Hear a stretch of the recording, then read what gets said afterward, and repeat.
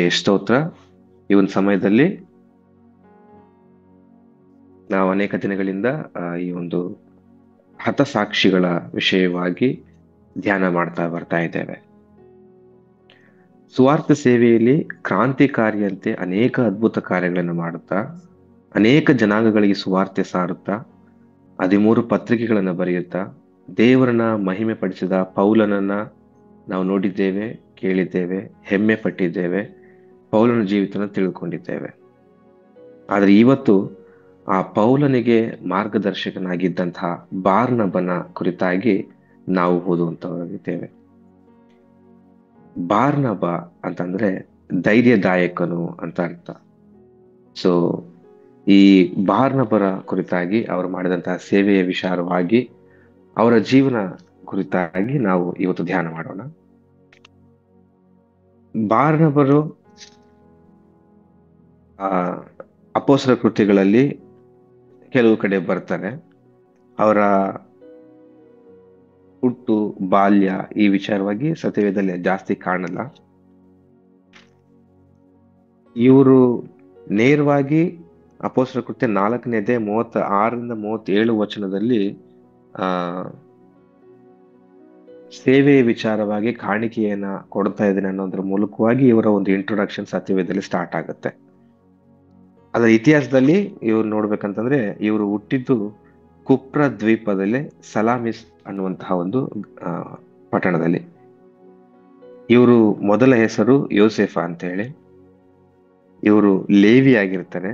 ಯೇಸು ಕ್ರಿಸ್ತನ ಅನುಯಾಯಿಗಳಾಗಿ ಅಪೊಸ್ತಲರೊಟ್ಟಿಗೆ ಸೇರಿ ಸೇವೆಯನ್ನ ಮಾಡುವಂತವರಾಗಿದ್ದಾರೆ. ಸೊ ಇವ್ರ ಮೊದಲ ಹೆಸರು ಯೋಸೆಫ ಅಂತ. ಅದಾದ್ಮೇಲೆ ಇವ್ರು ಅಪೊಸ್ತಲರಲ್ಲಿ ಸೇರಿದಾಗ ಇವ್ರ ಹೆಸರು ಬಾರ್ನಬ ಅಂತ ಬದಲಾಗ್ತದೆ. ಬಾರ್ನಬ ಅಂತಂದ್ರೆ ಧೈರ್ಯದಾಯಕನು ಅಂತ, ದ ಸನ್ ಆಫ್ ಎಂಕರೇಜ್ಮೆಂಟ್ ಅಂತ ಹೇಳಿ. ಸೊ ಇವರು ಪೌಲನಿಗಿಂತಲೂ ವಯಸ್ಸಿನಲ್ಲಿ ದೊಡ್ಡವರು ಮತ್ತು ಪೌಲನಿಗೆ ಮಾರ್ಗದರ್ಶಕರಾಗಿ ಕೆಲಸ ಮಾಡ್ತಾ ಇರ್ತಾರೆ. ಇತಿಹಾಸಕಾರರ ಪ್ರಕಾರ ಏನು ಅಂತಂದ್ರೆ ಶ್ರೀಮಂತ ಕುಟುಂಬದಿಂದ ಬಂದವರು ಬಾರ್ನಬರು. ಒಂದು ಒಳ್ಳೆಯ ವೆಲ್ ಸೆಟಲ್ಡ್ ಫ್ಯಾಮಿಲಿಯಿಂದ ಬಂದಂತವರು. ಮತ್ತು ಇವರು ಕೂಡ ಗಮಲಿಯಲಿನ ಹತ್ತಿರ ವಿದ್ಯಾಭ್ಯಾಸ ಪಡೆದಂತವರು. ಪೌಲ ಕೂಡ ಗಮಲಿಯಲಿನ ಹತ್ರ ವಿದ್ಯಾಭ್ಯಾಸ ಪಡೆದದ್ದು ಗೊತ್ತು. ಸೊ ಅವರ ಹತ್ರ ಅದೇ ಗಮಲಿಯಲ್ ಅನ್ನುವಂಥ ವ್ಯಕ್ತಿಯಲ್ಲಿ ಶಾಸ್ತ್ರೋಕ್ತವನ್ನ, ಧರ್ಮಶಾಸ್ತ್ರವನ್ನ ಅಧ್ಯಯನ ಮಾಡಿದಂತ ವ್ಯಕ್ತಿ ಬಾರ್ನಬರಾಗಿರ್ತಾರೆ. ನಂತರ ಯೇಸು ಕ್ರಿಸ್ತನ ಸುವಾರ್ತೆಯನ್ನು, ಯೇಸು ಕ್ರಿಸ್ತನ ಒಂದು ಮಾತುಗಳನ್ನ ಕೇಳುತ್ತಾ ಈ ವ್ಯಕ್ತಿ ಬಾರ್ನಬರು ಕೂಡ ಯೇಸುವಿನ ಅನುಯಾಯಿಗಳಾಗಿ ಯೇಸುವಿನ ಸೇವೆಯನ್ನ ಮಾಡುತ್ತಾ ಬರ್ತಾರೆ. ಸೊ ಅಪೊಸ್ತಲರ ಕೃತ್ಯಗಳು 9ನೇ ಅಧ್ಯಾಯ 20ರಿಂದ 28 ವಚನಗಳನ್ನ ನಾವು ನೋಡ್ಬೇಕಂತಂದ್ರೆ ಅಲ್ಲಿ ಪೌಲನ ವಿಷಯ ಅಥವಾ ಪೌಲನ ಒಂದು ಇಂಟ್ರೊಡಕ್ಷನ್ ಆಗುತ್ತೆ. ಪೌಲ ಈ ಹಿಂದೆ ಸೌಲನಾಗಿದ್ದಾಗ ಯೇಸು ಕ್ರಿಸ್ತನನ್ನ ಅನುಸರಿಸ್ತಿದ್ದವರು, ಯೇಸು ಕ್ರಿಸ್ತನನ್ನ ಪ್ರಾರ್ಥನೆ ಮಾಡ್ತಾ ಇದ್ದಂತ ವ್ಯಕ್ತಿಗಳೆಲ್ಲ ಹಿಡಿದು ಕೊಲ್ಲಬೇಕು ಅನ್ನುವಂತಹ ಒಂದು ಉದ್ದೇಶ ಇಟ್ಕೊಂಡಂತಹ ಒಂದು ಸೌಲನು ಈಗ ಸಡನ್ ಆಗಿ ಪೌಲನಾಗಿ ಮಾರ್ಪಾಡು ಹೊಂದಿ ನಾನು ಯೇಸು ಸ್ವಾಮಿ ಬಗ್ಗೆ ಸುವಾರ್ತೆಯನ್ನು ಸಾರುತ್ತಾ ಇರ್ತಾನೆ. ಇದೆಲ್ಲವೂ ಜನಗಳಿಗೆ ತುಂಬಾ ಆಶ್ಚರ್ಯ ಅನಿಸ್ತಾ ಇರ್ತದೆ. ಇದು 9ನೇ ಅಧ್ಯಾಯ 20ನೇ ವಚನದಿಂದ 28 ವಚನಗಳನ್ನು ನಾವು ನೋಡುತ್ತೇವೆ. ಪೌಲನು ಶಿಷ್ಯರೊಳಗೆ ಹೋಗಿ ಅವ್ರ ಜೊತೆ ಸೇರ್ಬೇಕು ಅಂತಂತಿದ್ದಾಗ ಯಾರು ಆತನನ್ನ ವೆಲ್ಕಮ್ ಮಾಡಲ್ಲ, ಪೌಲನನ್ನ ಸ್ವಾಗತಿಸ್ಕೊಳ್ಳಲ್ಲ. ಅವರು ಬದಲಾಗಿ ಅವರು ಭಯ ಪಡ್ತಾರೆ. ಇದು ಒಂದ್ ವೇಳೆ ನಾಟಕ ಮಾಡ್ತಾ ಇದ್ದಾನ, ಅಥವಾ ನಮ್ಗೆ ಇನ್ನೂ ಹಿಂಸೆ ಕೊಡೋಕೆ ಏನಾದ್ರು ಒಳಗಿಂದೊಳಗೆ ಸಂಚು ರೂಪಿಸ್ತಾ ಇದ್ದಾನ, ಅಥವಾ ಇವ್ರೊಳಗೆ ಒಂದಾಗಿ ಇವ್ರನ್ನ ಹಿಡ್ಕೊಟ್ಬಿಟ್ಟು ನಾನು ದೊಡ್ಡ ಸ್ಥಾನಕ್ಕೆ ಹೋಗ್ತೀನಿ ಇನ್ನು ಅಂತೇಳಿ ಪೌಲ ದುರುದ್ದೇಶದಿಂದ ಏನಾದ್ರು ಇದ್ದಾನ ಅಂತೇಳಿ ಮಾರ್ಪಾಡಾದಂತಹ ಪೌಲನ್ನ ಸ್ವೀಕರಿಸಿಕೊಳ್ಳುವುದಕ್ಕೆ ಅಪೊಸ್ತಲರಾಗ್ಲಿ ಶಿಷ್ಯರಾಗ್ಲಿ ಇಷ್ಟಪಡಲ್ಲ. ಅಂತ ಸಮಯದಲ್ಲಿ ಈ ಬಾರ್ನಬರು ಏನ್ ಮಾಡ್ತಾರೆ ಅಂತಂದ್ರೆ ಪೌಲನ ಕೈ ಹಿಡಿದು ಅಪೊಸ್ತಲರ ಬಳಿ ಕರ್ಕೊಂಡು ಹೋಗಿ ದಮಾಸ್ಕದಲ್ಲಿ ಏನೇನಾಯ್ತು, ಯಾವ ರೀತಿ ಯೇಸು ಕ್ರಿಸ್ತನು ಸೌಲನಿಗೆ ದರ್ಶನ ಕೊಟ್ಟು ಆತನನ್ನು ಮಾರ್ಪಡಿಸಿದ ಎಲ್ಲಾ ಸಂಗತಿಗಳನ್ನ ವಿವರಿಸಿ ಹೇಳಿ ಪೌಲನನ್ನು ಎಲ್ಲರಿಗೂ ಇಂಟ್ರೊಡ್ಯೂಸ್ ಮಾಡ್ಕೊಡ್ತಾರೆ. ಸೌಲನಲ್ಲ ಈಗ ಪೌಲ ಅಂತೇಳಿ. ಆಗಿನಿಂದ ಈ ಅಪೊಸ್ತಲರ ಮಧ್ಯದಲ್ಲಿ ಪೌಲನ ಸೇವೆ ಇನ್ನೂ ಜಾಸ್ತಿ ಆಗ್ತಾ ಬೆಳ್ಕೊಂಡು ಹೋಗ್ತದೆ. ಸೊ ಈ ಬಾರ್ನಬ ಇವರು ಬಂದು ಯೇಸು ಕ್ರಿಸ್ತನ ಆರಿಸಿಕೊಂಡಂತ 12 ಮಂದಿ ಶಿಷ್ಯರಲ್ಲಿ ಒಬ್ಬನಾಗಿ ಇರಲಿಲ್ಲ. ಆದರೂ ಯೇಸು ಕ್ರಿಸ್ತನ ಆರಿಸಿಕೊಂಡ 72 ಮಂದಿಯಲ್ಲಿ ಒಬ್ಬನಾಗಿದ್ದನು. ಇವರು ಬಂದು ಮೊದಲನೇ ಶತಮಾನದಲ್ಲಿ ಅತ್ಯಂತ ಗೌರವಾನ್ವಿತ ವ್ಯಕ್ತಿಯಾಗಿ ಬಾರ್ನವರು ಜೀವಿಸ್ತಿದ್ರು. ತುಂಬಾ ಬಾರ್ನಬರು ಅಂತಂದ್ರೆ ಅವರ ಮಾತಿಗೆ, ಅವರ ಒಂದು ವಿಷಯಕ್ಕೆ ಬಹಳ ಪ್ರಾಮುಖ್ಯತೆಯನ್ನು ಕೊಡ್ತಾ ಇದ್ರು. ಅಷ್ಟೊಂದು ರೆಸ್ಪೆಕ್ಟ್ ನ ಬಾರ್ನಬ ಸಂಪಾದಿಸ್ಕೊಂಡಿದ್ರು. ಅದಕ್ಕೋಸ್ಕರನೇ ಬಾರ್ನಬ ಹೇಳಿದ ತಕ್ಷಣ ಪೌಲನನ್ನ ಎಲ್ಲರೂ ಸ್ವೀಕರಿಸಿಕೊಳ್ತಾರೆ, ಅವ್ರ ಮೇಲೆ ನಂಬಿಕೆ ಇಟ್ಟು. ಈ ಬಾರ್ನಬರ ಕುರಿತಾಗಿ ಒಂದು ವಚನ ಅಪೊಸ್ತಲರ ಕೃತ್ಯಗಳು 11ನೇ ಅಧ್ಯಾಯ 23-24 ಆತನು ಒಳ್ಳೆಯವನು, ಪವಿತ್ರಾತ್ಮ ಭರಿತನು, ನಂಬಿಕೆಯಿಂದ ತುಂಬಿದವನು ಆಗಿದ್ದನು ಅಂತ ಹೇಳಿ. ಸೊ ಹೀಗೆ ದಮಸ್ಕದಲ್ಲಿರುವಾಗಲೇ ಬಾರ್ನಬ ಮತ್ತು ಪೌಲ ಇಬ್ಬರ ಒಂದು ಸ್ನೇಹ ಬೆಳೀತದೆ. ಸೌಲ ಮತ್ತು ಬಾರ್ನಬರು ಸೇವೆ ಪ್ರಾರಂಭ ಮಾಡ್ತಾರೆ. ದೇವರು ಅಪೊಸ್ತಲರೆಲ್ಲರೂ ಪ್ರಾರ್ಥನೆ ಮಾಡುವಂತಹ ಸಂದರ್ಭದಲ್ಲಿ ಪವಿತ್ರಾತ್ಮ ಪ್ರೇರಿತರಾಗಿ ಅಪೊಸ್ತಲರಿಗೆ ಒಂದು ಆಜ್ಞೆ ಆಗುತ್ತೆ. ಏನಂತಂದ್ರೆ ಬಾರ್ನಬ ಮತ್ತು ಸೌಲರನ್ನ ಒಂದು ಪ್ರತ್ಯೇಕ ಸೇವೆಗೋಸ್ಕರ ನಾನು ಅವ್ರನ್ನ ಆರಿಸಿಕೊಂಡಿದ್ದೇನೆ, ಸಪರೇಟ್ ಮಾಡ್ತೇನೆ ಅಂತೇಳಿ ಅವ್ರನ್ನ ಪ್ರತ್ಯೇಕಿಸಿಕೊಳ್ತಾನೆ. ಸೊ ಇಲ್ಲಿ ಅಪೊಸ್ತಲರ ಕೃತ್ಯ 9ನೇ ಅಧ್ಯಾಯದಲ್ಲಿ ನಾವು ನೋಡ್ತೇವೆ, 13ನೇ ಅಧ್ಯಾಯದಲ್ಲಿ ಅವರು ಪ್ರತ್ಯೇಕಿಸಲ್ಪಟ್ಟಂತಹ ಒಂದು ವಿಷಯಗಳು ನಾವು ನೋಡ್ತೇವೆ. 13ನೇ ಅಧ್ಯಾಯದವರೆಗೂ ಸತ್ಯವೇದದಲ್ಲಿ ಮೊದಲ ಹೆಸರು ಬಾರ್ನಬ ಅಂತ ಬರುತ್ತೆ, ನಂತರ ಹೆಸರು ಸೌಲ ಅಥವಾ ಪೌಲ ಅಂತ ಬರುತ್ತೆ. 13ನೇ ಅಧ್ಯಾಯದ ನಂತರ ಪೌಲ ನೆನೆಸಿಕೊಳ್ಳುವ ಸೌಲನು ಅಂತೇಳಿ 9ನೇ ವಚನ ಸ್ಟಾರ್ಟ್ ಆಗುತ್ತೆ. 13ನೇ ಅಧ್ಯಾಯ 9ನೇ ವಚನದಲ್ಲಿ ಪೌಲ ನೆನೆಸಿಕೊಳ್ಳುವ ಸೌಲನು ಅಂತ ಪ್ರಾರಂಭವಾಗುತ್ತೆ. ಅದ ನಂತರ ಎಲ್ಲ ಮುಂದೆ ಬರುವಂತಹ ಸನ್ನಿವೇಶಗಳಲ್ಲಿ ಮೊದಲ ಹೆಸರು ಪೌಲ, ನಂತರ ಬಾರ್ನಬ ಅಂತ ಆಗುತ್ತೆ. ಸೊ ಪೌಲ ಬಾರ್ನಬರು ಅಂತೇಳಿ. ಅದಕ್ಕಿಂತ ಮುಂಚೆ ಬಾರ್ನಬ ಪೌಲ ಅಂತ ಇರುತ್ತೆ. ಸೊ ಅದಾದ್ಮೇಲೆ ಬಾರ್ನಬ ಸ್ವಲ್ಪ ಸಪರೇಟ್ ಆಗ್ತಾನೆ, ಅವರವರೊಳಗಿಂತ ಕೆಲವು ಮನಸ್ತಾಪಗಳ ವಿಷಯ, ಅದ್ರ ಬಗ್ಗೆ ಕೂಡ ಹೇಳ್ತೀನಿ ನಾನು. ಇಲ್ಲಿ ಸುವಾರ್ತೆ ಸೇವೆಗೋಸ್ಕರ ಬಾರ್ನಬ ಮತ್ತು ಪೌಲರು 13ನೇ ಅಧ್ಯಾಯದಲ್ಲಿ ತಮ್ಮ ಪ್ರಯಾಣವನ್ನ ಪ್ರಾರಂಭ ಮಾಡ್ತಾರೆ. ಇವರು ಅನೇಕ ವರ್ಷ ಜೊತೆಗಿರ್ತಾರೆ. ಯೇಸು ಕ್ರಿಸ್ತನ ಕುರಿತು ಸುವಾರ್ತೆಯನ್ನು ಸಾರುತ್ತಾ ಅನೇಕ ಜನಾಂಗಗಳಿಗೆ, ಅನೇಕ ಪ್ರಾಂತ್ಯಗಳಿಗೆ ಹೋಗಿ ಅನೇಕರನ್ನ ಯೇಸು ಕ್ರಿಸ್ತನ ಶಿಷ್ಯರನ್ನಾಗಿ ಮಾಡ್ತಾ ಇರ್ತಾರೆ. ಸೊ ಇಲ್ಲಿ 13ನೇ ಅಧ್ಯಾಯ 13ನೇ ವಚನದಲ್ಲಿ ಏನಾಗುತ್ತೆ ಅಂತಂದ್ರೆ, ಯೋಹಾನ ಅಂತ ಅನ್ಸ್ಕೊಳ್ಳುವಂತ ಮಾರ್ಕ, ಈ ಮಾರ್ಕನ ಸುವಾರ್ತೆಯನ್ನ ಬರೆದುಕೊಂಡಿರುವಂತವ್ರು ಯೋಹಾನ ಅನ್ಸ್ಕೊಂಡಂತ ಮಾರ್ಕ ಏನ್ ಮಾಡ್ತಾರೆ, ಇವರು ಕೂಡ ಸೇವೆ ಭಾಗದಲ್ಲಿ ಇರ್ತಾರೆ. ಈ ಮಾರ್ಕ ಬಂದು ನಮ್ಮ ಬಾರ್ನಬರ ಸಂಬಂಧಿ ಆಗಿರ್ತಾರೆ, ನೆಫ್ಯೂ. ಆಗ ಈ ಸಂದರ್ಭದಲ್ಲಿ ಮಾರ್ಕ ಏನ್ ಮಾಡ್ತಾರೆ, 13ನೇ ಅಧ್ಯಾಯ 13ನೇ ವಚನ, ತರುವಾಯ ಪೌಲನು ಅವನ ಜೊತೆಯಲ್ಲಿದ್ದವರು ಪಾಫೋಸೂರನ್ನು ಬಿಟ್ಟು ಸಮುದ್ರ ಪ್ರಯಾಣ ಮಾಡಿ ಪಂಫುಲ್ಯ ಸೀಮೆಗೆ ಸೇರಿದ ಪೆರ್ಗೆಗೆ ಬಂದರು. ಯೋಹಾನನು ಅವರನ್ನು ಬಿಟ್ಟು ಹಿಂತಿರುಗಿ ಯೆರೂಸಲೇಮಿಗೆ ಹೋದನು. ಅಂದ್ರೆ ಇಲ್ಲಿ ಯೋಹಾನನು ಅಥವಾ ಮಾರ್ಕ, ಅವ್ರಿಗೆ ಎರಡು ಹೆಸರು.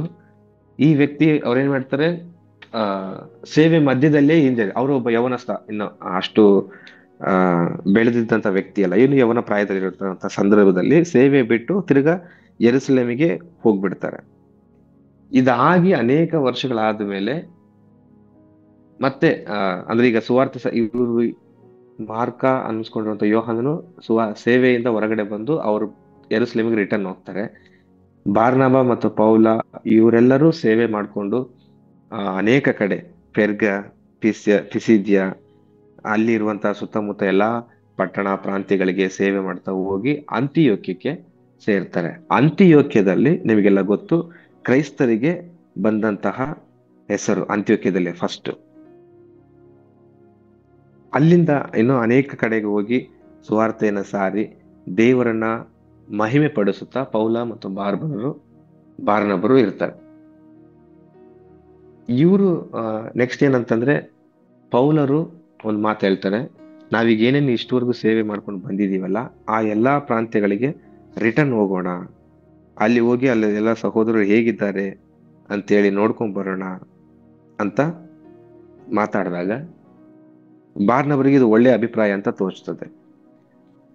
ಆದ್ರೆ ಅಷ್ಟಕ್ಕೆ ನಮ್ಮ ಮಾರ್ಕ ರಿಟರ್ನ್ ಬಂದಿರ್ತಾನೆ ಸೇವೆ ವಿಷಯ, ಮತ್ತೆ ನಾನು ಸೇವೆಗೆ ಸೇರ್ತೀನಿ ಅಂತೇಳಿ ಬಂದಾಗ ಬಾರ್ನಬ ಅದನ್ನ ಪ್ರೋತ್ಸಾಹ ಮಾಡ್ತಾರೆ. ಓಕೆ, ಮತ್ತೆ ತಗೊಳ್ಳೋಣ, ಮತ್ತೆ ಮಾರ್ಕನ್ನ ನಮ್ಮ ಸೇವೆಗೆ ಸೇರಿಸ್ಕೊಳ್ಳೋಣ ಅಂತಂದ್ರೆ ಅದು ಪೌಲನಿಗೆ ಇಷ್ಟ ಆಗಲ್ಲ. ಈ ಪಂಫುಲಿಯನ ಪ್ರಾಂತ್ಯಕ್ಕೆ ನಮ್ಗೆ ಅವತ್ತಿನ ಅವಶ್ಯಕತೆ ಇತ್ತು, ಸೇವೆಗೆ ಬೇಕಾಗಿದ್ದ ವ್ಯಕ್ತಿ. ಅಂತ ಟೈಮ್ ನಮ್ಮನ್ನು ಬಿಟ್ಟೋಗಿರುವಂತ ವ್ಯಕ್ತಿಗೆ ಪುನಃ ಬಂದ್ರೆ ನಾವು ಸೇರಿಸ್ಕೊಂಡ್ಬಿಡ್ಬೇಕಾ ಬೇಡ ಅಂತ ಪೌಲನ ಒಂದು ರೀತಿಯ ವಾದ ಆದ್ರೆ, ಬಾರ್ನಬ್ರು ಇಲ್ಲ, ಇನ್ನೊಂದು ಅವಕಾಶ ಕೊಡೋಣ. ಇನ್ನು ಅವಾಗ ಯವನ ಕಾಲದಲ್ಲಿ ಇತ್ತು, ಈಗ ಸ್ವಲ್ಪ ದೇವ್ರ ಕಡೆ ತಿಳ್ಕೊಳ್ಳೋಣ, ಇನ್ನೊಂದು ಅವಕಾಶ ಕೊಡೋಣ ಅನ್ನುವಂಥದ್ದು ಬಾರ್ನಬರ ಒಂದು ವಾದ ಆಗಿರುತ್ತೆ. ಇದು ಅಷ್ಟೊಂದು ದೊಡ್ಡ ಸಂಗತಿ ಅಲ್ಲದೇ ಇದ್ರು ಇನ್ನು ಬೇರೆ ಬೇರೆ ವಾಗ್ವಾದಗಳು ಅವ್ರ ಮಧ್ಯದಲ್ಲಿ ಏನಾಯ್ತು ಗೊತ್ತಿಲ್ಲ. ಈ ಒಂದು ಕಾರಣದಿಂದಾಗಿ ಪೌಲ ಮತ್ತು ಬಾರ್ನಬರು ಸಪರೇಟ್ ಆಗ್ತಾರೆ. ಒಂಥರ ದುಶ್ಮನ್ಗಳ ತರ ಅಲ್ಲ, ಆದ್ರೆ ಕೆಲವೊಂದು ವಿಚಾರಗಳಿಗೆ ಅವರ ಒಂದು ಆ, ವಿಚಾರ ಬೇರೆ ಆಗತ್ತೆ, ಬಾರ್ನಬರ ಒಂದು ವಿಚಾರ ಬೇರೆ ಆಗತ್ತೆ. ಹಾಗಾಗಿ ಅವರು ಸಪರೇಟ್ ಆಗಿ ಪೌಲ ಮತ್ತು ಶೀಲ ಮಾಡ್ಕೊಂಡು ಹೋಗ್ತಾರೆ. ಬಾರ್ನಬ ಈ ಮಾರ್ಕನ್ನ ಇಟ್ಕೊಂಡು ಅವರು ಒಂದ್ ಕಡೆ ಮಾರ್ಗವಾಗಿ ಸುವಾರ್ತೆ ಸೇವೆಯನ್ನ ಮಾಡ್ಕೊಂಡು ಹೋಗ್ತಾರೆ. ಸೊ ಇವರು ಬೇರೆಯಾಗಿದ್ದು ಅವರ ಅನೇಕರಿಗೆ ಏನಾಗ್ತದೆ, ಅವರವರ ಒಂದು ಬೋಧನೆಗಳಲ್ಲಿ ವ್ಯತ್ಯಾಸ ಉಂಟಾಗಿ ಬೇರೆ ಆದ್ರು ಅಂತೇಳಿ ಕೆಲವರು ತಿಳ್ಕೊಂಡಿರ್ತಾರೆ ಪೌಲ ಮತ್ತು ಬಾರ್ಬನ. ಆದ್ರೆ ಅವ್ರ ಬೋಧನೆಗಳಲ್ಲಿ ಅಥವಾ ಅವ್ರ ನಂಬಿಕೆಯಲ್ಲಿ ವ್ಯತ್ಯಾಸ ಉಂಟಾಗಿದ್ದಲ್ಲ, ಕೆಲವಾರು ವಿಚಾರಗಳಲ್ಲಿ. ಈಗ ಪ್ರೋತ್ಸಾಹ ಮಾಡ್ಬೇಕು, ಇನ್ನೊಬ್ರಿಗೆ ಚಾನ್ಸ್ ಕೊಡ್ಬೇಕು ಅಂತ ಬಾರ್ನಬ ಅನ್ಸ್ಕೊಂಡ್ರೆ, ಇಲ್ಲ ಅತಿ ಅವಶ್ಯಕವಾದಂತಹ ಸಂದರ್ಭಗಳಲ್ಲಿ ನಮಗೆ ಬಿಟ್ಟೋದಂತ ವ್ಯಕ್ತಿನ ಮತ್ತೆ ಯಾಕೆ ನಾವು ಸೇರಿಸ್ಕೊಳ್ಬೇಕು ಅನ್ನುವಂತಹ ಒಂದು ಉದ್ದೇಶದಿಂದ ಪೌಲ ಇದ್ದಾಗ ಬೇರ್ಪಡಾಗ್ತಾರೆ ಬಾರ್ನಬ ಮತ್ತು ಪೌಲ. ಸೊ ಹಾಗಾಗಿ ಯೇಸು ಕ್ರಿಸ್ತನ ಸುವಾರ್ತೆಯನ್ನು ಸಾರುವ ವಿಷಯದಲ್ಲಿ ಅವರಿಗೆ ಭಿನ್ನಾಭಿಪ್ರಾಯ ಬರಲಿಲ್ಲ. ಬೇರೆ ಬೇರೆ ಕಾರ್ಯಗಳಿಗೆ ಅವ್ರಿಗೆ ಭಿನ್ನಾಭಿಪ್ರಾಯ ಬಂದು ಸಪರೇಟ್ ಆದಾಗ್ಯೂ ಕೂಡ ಅವರು ಒಟ್ಟಾಗಿಯೇ ದೇವರ ಸೇವೆಯನ್ನು ಅನೇಕ ವರ್ಷಗಳ ಕಾಲ ಮಾಡ್ತಾ ಇದ್ರು. ಸೊ ಈ ಇಷ್ಟು ಸೇವೆಗಳನ್ನ ಮಾಡ್ತಾ ಇದ್ದಾಗ ಸಲಾಮಿನಲ್ಲಿ ಸುವಾರ್ತೆಯನ್ನ ಸಾರುವಾಗ ಅಲ್ಲಿ ಇದ್ದಂತ ಜನರಿಗೆ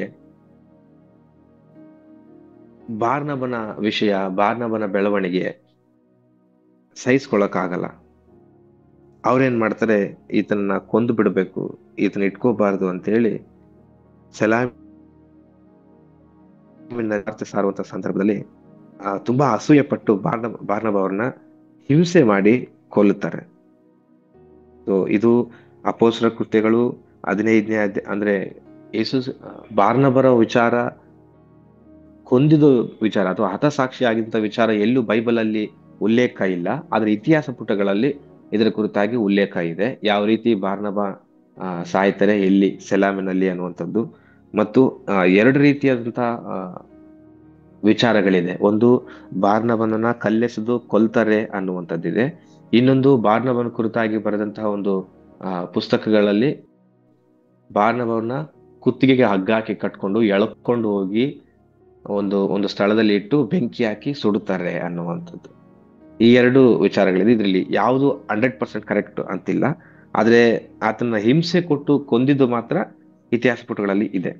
ಆತನ ಸತ್ತ ಮೇಲೆ ಆತನ ಸಂಬಂಧಿಯಂತ ಮಾರ್ಕ, ಸೇವೆಯಲ್ಲಿ ಸಹಾಯ ಮಾಡಿದಂತ ಈ ಮಾರ್ಕ ಏನ್ ಮಾಡ್ತಾನೆ, ಗುಪ್ತವಾಗಿ ಬಾರ್ನಬನನ್ನ ಸಮಾಧಿ ಮಾಡ್ತಾರೆ.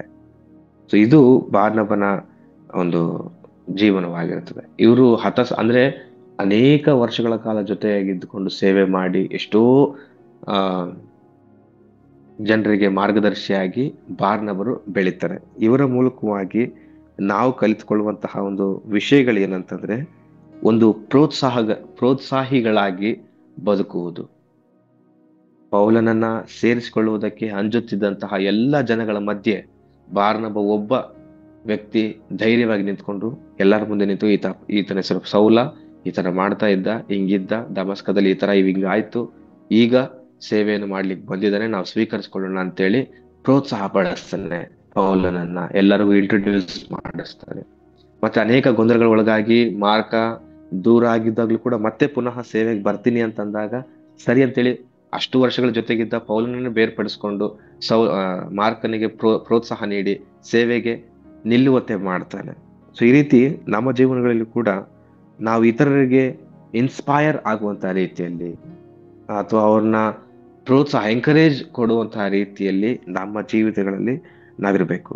ಇನ್ನೊಂದು ಉದಾರ ಮನಸ್ಸಿನಿಂದ ಬದುಕುವಂಥದ್ದು ನಾವಿರಬೇಕು ಅಂತೇಳಿ ನಾವು ಕಲಿಯುವಂಥದ್ದು.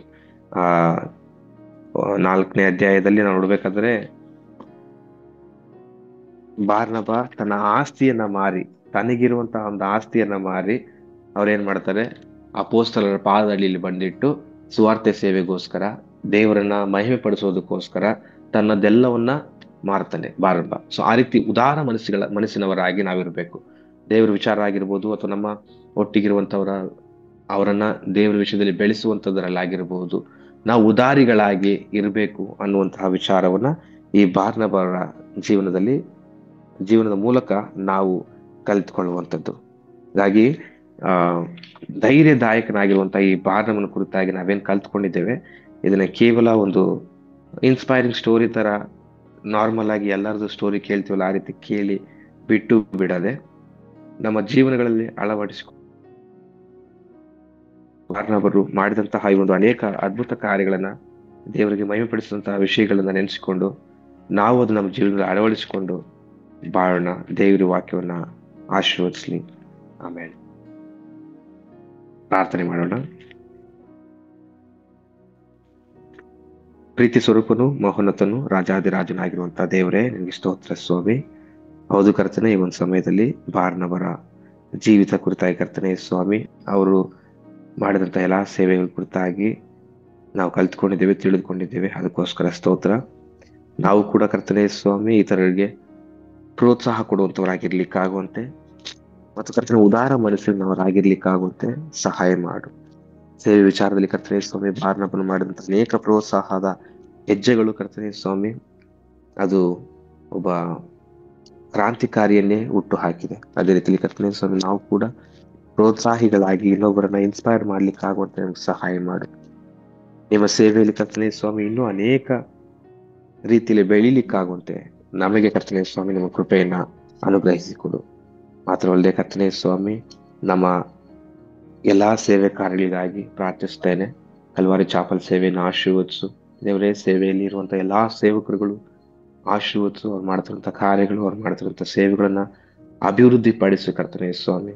ಎಲ್ಲಾ ಸೇವಕರುಗಳು ಇನ್ನೂ ಹೆಚ್ಚು ಆಸಕ್ತಿಯಿಂದ ಕರ್ತನೆ ಸ್ವಾಮಿ ಸೇವೆಯನ್ನು ಮಾಡ್ಲಿಕ್ಕಾಗುವಂತೆ ಸಹಾಯ ಮಾಡು ದೇವರೇ. ಮಾತ್ರವಲ್ಲದೆ ಒಂದು ಸಮಯದಲ್ಲಿ ಕರ್ತನೆ ನಮ್ಮೆಲ್ಲಾ ನಾಯಕರುಗಳನ್ನ, ಕಲ್ವಾರಿ ಚಾಪಲ್ ನಾಯಕರುಗಳನ್ನ ಆಶೀರ್ವದಿಸು. ಅವರವರು ಮಾಡುವಂತಹ ಕೆಲಸ ಕಾರ್ಯಗಳು ಕರ್ತನೆ ಸ್ವಾಮಿ ಅವರಿಗೆ ಹೇರಳವಾದ ಜ್ಞಾನವನ್ನು ದಯಪಾಲಿಸಿಕೊಟ್ಟು ಅವರನ್ನು ಅಭಿವೃದ್ಧಿ ಪಡಿಸಿ ಕರ್ತನೆ ಸ್ವಾಮಿ. ವೈಯಕ್ತಿಕವಾಗಿಯೂ, ಕೌಟುಂಬಿಕವಾಗಿಯೂ, ಸೇವೆ ಪರವಾಗಿಯೂ ಎಲ್ಲರಿಗೂ ಕರ್ತನೆ ಸ್ವಾಮಿ ಆಶೀರ್ವಾದ ಭರಿತರಾಗಿ ಅವ್ರು ಜೀವಿಸ್ಲಿಕ್ಕಾಗುವಂತೆ ಸಹಾಯ ಮಾಡು ದೇವರೇ. ಕರ್ತನೆ ಸ್ವಾಮಿ ನಮ್ಮೆಲ್ಲರೂ ನಿಮ್ಮ ಕರೆಯಲ್ಲಿ ಒಪ್ಪಿಸಿಕೊಡುತ್ತೇವೆ. ಈ ಒಂದು ದಿನದಲ್ಲಿ ಕರ್ತನೆ ಸ್ವಾಮಿ ನಾವು ಮಾಡುವಂತ ಎಲ್ಲಾ ಕೆಲಸ ಕಾರ್ಯಗಳಲ್ಲಿ ಕೂಡ ನಿಮ್ಮ ಸಹಾಯದ ಹಸ್ತವು ನಮ್ಮೊಟ್ಟಿಗಿರಲಿ. ಮಾಡುವಂತ ಎಲ್ಲಾ ಕೆಲಸಗಳು ಕರ್ತನೆ ನಿಮಗೆ ಮೆಚ್ಚುಗೆಯಾಗಿರ್ಲಿಕ್ಕಾಗುವಂತೆ ಸಹಾಯ ಮಾಡ್ರಿ. ಸೈತಾನನ ತಂತ್ರೋಪಕಾರಗಳಿಂದ ನಮ್ಮನ್ನು ದೂರ ಬಿಡು. ಪರಿಶುದ್ಧರಾಗಿ, ನೀವು ಪರಿಶುದ್ಧರಾಗಿರುವ ಪ್ರಕಾರವೇ ನಾವು ಕೂಡ ಪರಿಶುದ್ಧರಾಗಿ ಜೀವಿಸ್ಲಿಕ್ಕಾಗುವಂತೆ ನಮಗೆ ಸಹಾಯ ಮಾಡುತ್ತೀವಿ ಎಂಬುದಾಗಿ ವಿನಮ್ರವಾಗಿ ಬೇಡಿಕೊಳ್ಳುತ್ತಾ ಯೇಸು ಕ್ರಿಸ್ತನ ನಾಮದಲ್ಲಿ ಪ್ರಾರ್ಥಿಸುತ್ತೇನೆ ಜೀವನ ತಂದೆಯೇ. ಆಮೆನ್.